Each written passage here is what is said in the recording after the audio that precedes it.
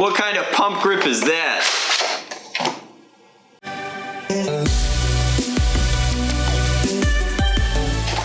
Okay guys, so this is the coolest long shot ever, basically. And there's a lot of reasons for that.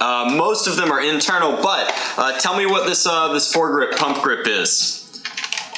You can't. It's not a recon or a retaliator slide. It's not from anything. It is, and you almost couldn't even tell that it was 3D printed, truth be told. Look at how like smooth that print is. And then like if you ask me like, Drac, what's that integration? Again, it's not an integration. The bipod has been cut off and an entire custom bespoke 3D printed piece has been grafted onto the long shot body so that there's like grease from where we've lubed this, and that's what's causing it to stick.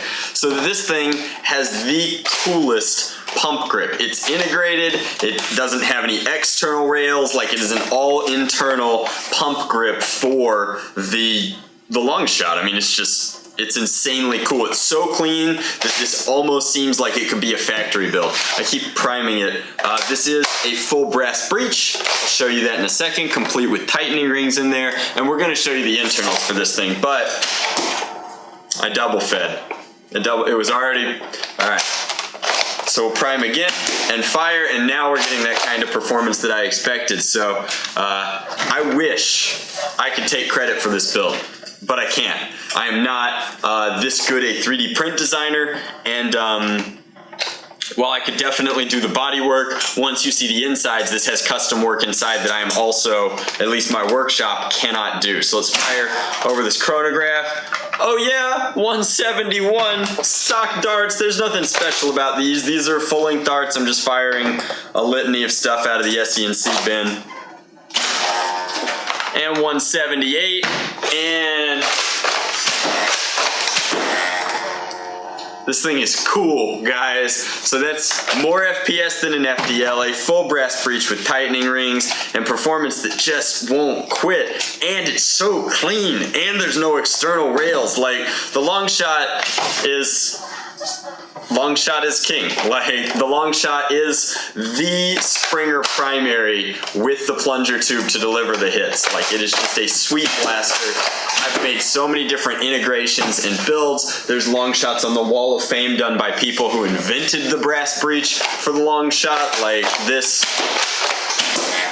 is just the best one I've ever played with. It's smooth, it's comfortable, and it's getting some serious performance. The fact that everything's been color matched so that it looks kind of like a clean Zombie Strike blaster, but still has this funkalicious integration that matches, like, it looks like a factory blaster. But to show you what makes this so truly cool, so truly special, we're gonna have to take it apart.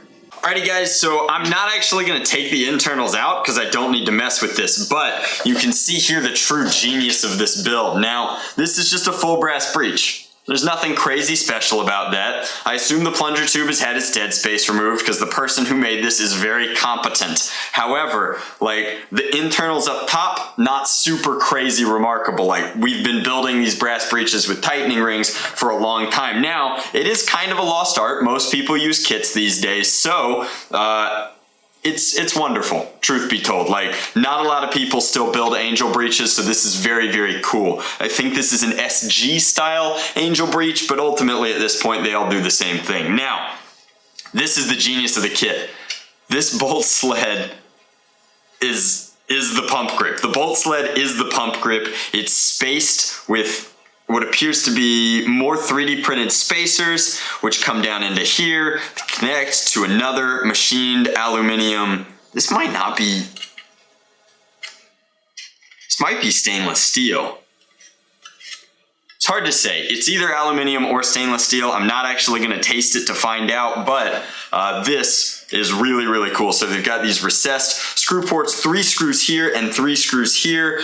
There's some seriously heavy duty screws going through the pump grip, which is part of why this is so smooth. And then you can really see the 3D print work that went into creating this channel and the internal reinforcement for this piece up here. I mean, ultimately, this just goes to show you that like nobody builds bolt sleds like this. This is a one-of-a-kind, completely cool bolt sled that comes up and into here and through here and then down and back and around. Like everywhere that it can be reinforced with angles, it is reinforced with angles, and that is what makes this so cool and so unique. I almost feel bad showing you guys on camera how genius this internal pump grip is, but I don't think that there are a lot of people out there that, with the machines or with the patience and the knowledge to replicate this. However, this is currently one of a kind. Like nobody has built anything like this to my knowledge, and this specific piece is not being made, which is kind of interesting, and that's the reason that I'm being so secretive about it,